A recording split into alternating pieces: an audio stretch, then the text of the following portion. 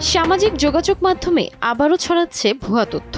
এবার টার্গেট জনপ্রিয় নির্মাতা ও উপস্থাপক হানিফ সংকেত। তার ছবি ব্যবহার করে তৈরি করা হয়েছে একাধিক ভুয়া ফটোকার্ড, যা নিয়ে উদ্বেগ প্রকাশ করে প্রতিবাদ জানিয়েছেন তিনি নিজেই। সম্প্রতি ফেসবুকে ছড়িয়ে পড়া কিছু ফটোকার্ডে দেখা যায় হানিফ সংকেতের ছবি ব্যবহার করে বিভিন্ন বক্তব্য প্রচার করা হচ্ছে। এসব পোস্টের কিছুতে রাজনৈতিক মন্তব্য জুড়ে দেওয়া হয়েছে, যা দ্রুত ভাইরাল হয় সামাজিক মাধ্যমে।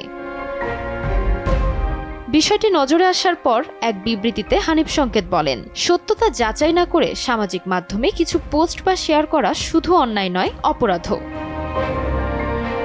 তিনি জানান, এসব ফটোকার্ড তার উপস্থাপনার শৈলী অনুকরণ করে তৈরি করা হলো, এর সঙ্গে তার কোনো সম্পৃক্ততা নেই। অথচ অনেকেই যাচাই বাছাই ছাড়াই সেগুলো শেয়ার করছেন, যা বিভ্রান্তি তৈরি করছে।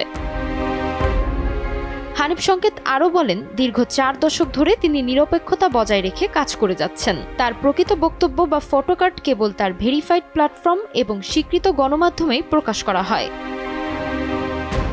প্রযুক্তির অপব্যবহার নিয়ে সতর্ক করে তিনি সবাইকে সচেতন হওয়ার আহ্বান জানান।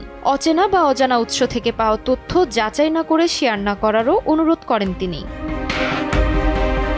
সম্প্রতি একটি ফটোকার্ডে তার নামে ছড়িয়ে পড়ে, শেখ হাসিনা ফ্যাসিস্ট নয়, শেখ হাসিনা হলো বাংলাদেশ গড়ার আর্টিস্ট, এই বক্তব্য। তবে হানিফ সংকেত স্পষ্ট করেছেন, এটি সম্পূর্ণ ভুয়া এবং এর সঙ্গে তার কোনো সম্পর্ক নেই।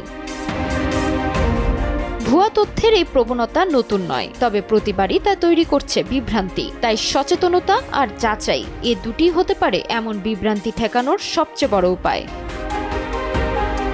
তাজমিলা খান, সময় সংবাদ, ঢাকা।